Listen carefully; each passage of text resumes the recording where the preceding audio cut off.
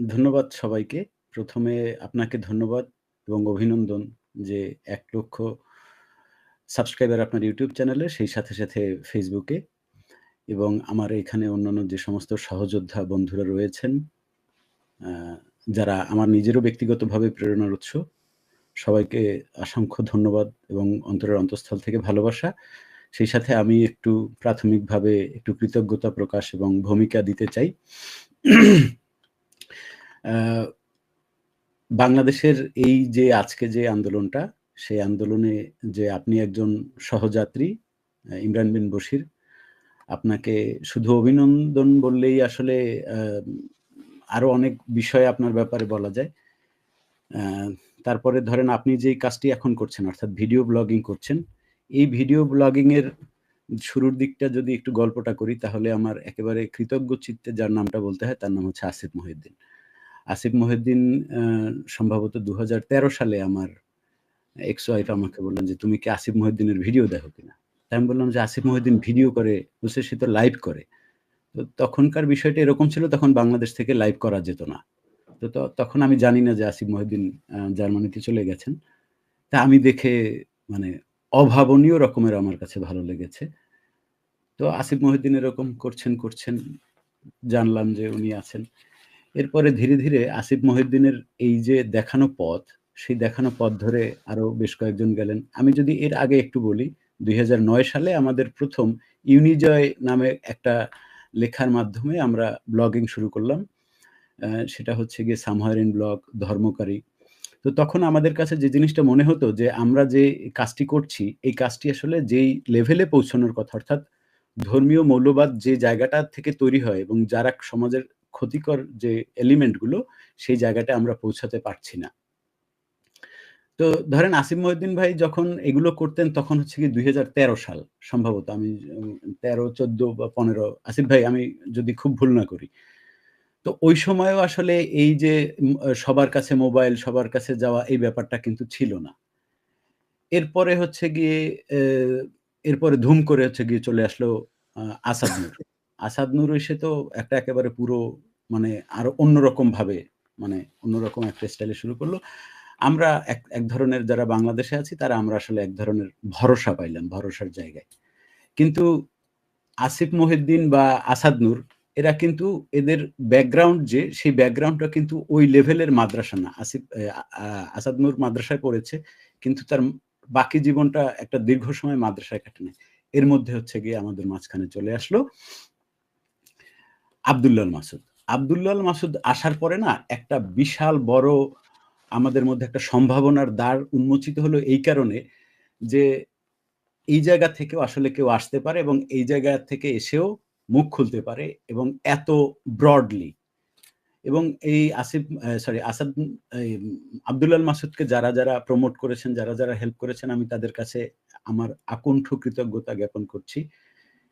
এবং তারপরে ডেফিনিটলি আমাকে এই মঞ্চে যারা আছেন, আমি তসলিমা নাসরিন বা ওই সিনিয়রদের দিকে যাচ্ছি না। মাঝখানে হঠাৎ করে একটা যে বিখ্যাত একটি ডায়ালগ চলে আসলো সেটি হচ্ছে কি খটকা লাগে না? খটকা লাগে না এটা একেবারে পুরো মনে করেন যে একটা লাইন কি খটকা লাগে না এটা দিয়ে একদম পুরো উড়াই দিল। একদম পুরো উড়াই দিল। এরপরে ডেফিনিটলি আমি এরপরে আরো অনেকে এসছে এবং আমি আ একটা জিনিস আমি জানি না। আমার মনে হয় যে এখানে সবাই জানেন। বাংলাদেশ থেকে প্রতি ২৪ ঘন্টায় অন্তত ৩০০ প্ল্যাটফর্ম থেকে আজকে এই ধর্মের আমি নাস্তিকতার লাইভ বলব না কথাটি। কারণ নাস্তিকতা যে যদি আমরা ধর্মীয় লাইভ বলি তাহলে তারা যেভাবে তাদের পথে ধর্মের জন্য ডাকে আমি কোনদিন আসিফ মহিউদ্দিন, আসাদ নূর, রায়হান জুয়েল বা আপনি বা যারা আছেন কাউকে কোনদিন দেখিনি যে আসেন নাস্তিক হন। সুতরাং আমি ওইভাবে বলব না। বলব যে ধর্মের বেড়াজাল থেকে বা ধর্মের যেই বাধ্যবাধকতা থেকে যে আসলে এক ধরনের মুক্ত কথা বলার যে প্রেরণা যোগায় সেটার দিকপাল নিশ্চয়ই আপনারা। এবং আমি কৃতজ্ঞ চিত্তে স্মরণ করছি আমাদের যে সমস্ত সহযোদ্ধা বন্ধুরা তাদের জীবন অকাতরে বিলিয়ে দিয়েছেন এবং তারা জানতেন যে আমাদের জীবন নাশ হতে পারে। তারা এবং আমার একটা কথা মনে আছে আসিফ মহিউদ্দিন একদিন লাইভ করছিলেন। অ্যা এবং আমার এবং উনার সাথে যখন সরাসরি সামনাসামনি দেখা হয়েছিল আমার একবার জার্মানিতে, তখন উনি বলেছিলেন যে, "আমার কিন্তু এই সমস্ত জায়গাগুলোতে এখনো আমার সময়ে ব্যথা করে। আমি কিন্তু আমি মানে উনি বলেছিলেন আমরা একটা জায়গায় বসা ছিলাম আমি তারপরে নূর নবী দুলাল উনি বলেছিলেন যে, "টিটো ভাই যেভাবে দেখছেন আমাকে আমি কিন্তু এতটা শান্তির জীবনযাপন করি না। আমার কিন্তু এখনো নানা সময় এই আঘাতগুলো কিন্তু তীব্রভাবে ব্যথা দেয়।" তো কি বলবো? এই যে কোপ খাওয়া, এই যে এখনো ব্যথা পাওয়া, এই যে জীবনগুলো চলে যাওয়া, এগুলো যে আমাদের জন্য যে কতখানি প্রেরণার একটা বিষয় ছিল, এটা আসলে আমার মানে নতমস্তকে স্বীকার করতে হয়। বা যে ধরেন এই যে আসিফ মহিউদ্দি সরি আসাদ নূর যে ২ টা বছর জেল খেটেছিল। আমি তো আমার জেল বা হাজতের সময় খুবই কম ২ দিন কি ৩ দিন। কিন্তু আমি চিন্তা করি যে আমি যদি একবার চিন্তা করি যে কোনো একটা জায়গায় আমি টয়লেট করতে বসেছি, আমার কোমরের উপর থেকে অন্য মানুষ দেখছে এবং সব মানুষ হয়তো আমার দিকে তাকিয়ে আছে। এই জায়গাটায় বা এই যে ধরেন ফলিকাইত বলি আমাদের বরিশাল অঞ্চলে, ফলিকাইত হয়ে শুয়ে থাকতে হয়। এই জায়গাটায় আসাদ নূর ২ টা বছর কাটিয়েছে। এবং সে কোনোভাবেই তার অনেকভাবেই কম্প্রোমাইজ করার সুযোগ ছিল। একটা বার, একটা সেকেন্ডের জন্য সে কম্প্রোমাইজ এর কথা চিন্তা করে নাই। এগুলোর কথা মনে করলে অফকোর্স আমি তাদের সেলুট জানাই। তারপরে ধরেন এই যে আ লিয়াকত হোসেন লিমন, লিমন ফকির বলে যিনি পরিচিত। ও কিন্তু একটা লম্বা সময় ১.৫ বছরের মতো জেলে ছিল বা ওকে নিয়ে একটু এনাম তুমি যদি একটু মিউট করতে হ্যাঁ, কোনো আমি করে দিছি এখান থেকে। হ্যাঁ, ও আচ্ছা, আচ্ছা। এনাম ভাই। তো ওর যে জেলের জীবন আমি একদম ওর বাড়িতে আমি গিয়েছিলাম। কাছে বসে ওর জেলের গল্পগুলো শুনেছি। গল্প কি আসলে দুঃসময়ের কথাগুলো শুনেছি। আমার ভেতরে টনটন করে ব্যথা করেছে কিন্তু আমি কিছু করতে পারি নাই। এবং ইনফেক্ট আপনার যে ছবিগুলো আমি দেখেছি, আপনার প্রতি যে আঘাতগুলো করা হয়েছে এবং আপনার ওই যে সেলাই সহ যে ছবিগুলো আমি দেখেছি, এগুলো আমাকে একাধারে যেমন ব্যথা দিয়েছে তেমনি শক্তিশালীও করেছে। এবং আপনাদের যে এই রক্ত যারা দিয়েছেন, যারা জেল খেটেছেন তারা আসলে আ সময়ের হেরফের না, বয়সের হেরফের না। ডেফিনিটলি আপনারা আমাদের পথ প্রদর্শক। এটা একেবারেই আমি কৃতজ্ঞ চিত্তে স্মরণ করছি আপনাদের। এবারে আমি আ যে বিষয়টা ইমন ধন্যবাদ আপনাকে। আপনি আসছেন। কেপি ইমন ভাইকে স্বাগতম হ্যাঁ, জানাচ্ছি।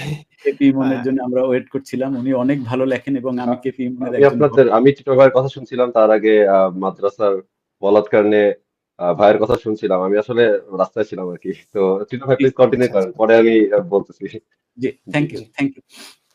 তো আসলে এই যে বিষয়টা নিয়ে আমাকে বলতে বলেছেন, হ্যাঁ, এর আগে আপনারা একটি বিষয় নিয়ে কথা বলেছেন যেই প্রশ্নটি আসিফ ভাইকে করেছিলেন।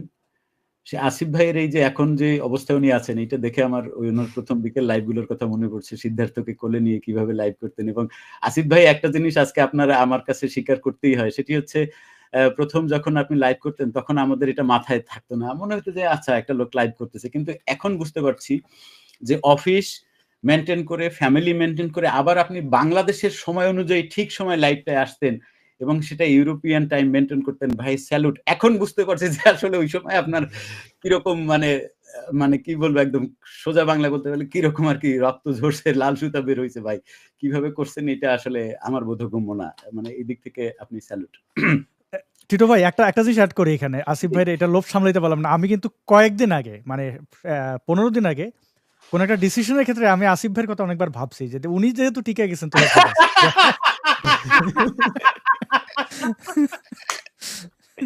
না ইটস গুড নিউজ। আসাদ নূর ভাই এটা শুনে ভালো লাগলো। আপনি ওই জায়গা থেকে এই জায়গাটা থেকে প্রেরণা পাইছেন কারণ এই যে বিয়ের কথা যখন উঠছিল তখন আমার মনে একটা কথা করছিল যে আমি ভবিষ্যতে বিয়ে করে সংসার করব এই স্বপ্ন আমার কখনোই যায় নাই।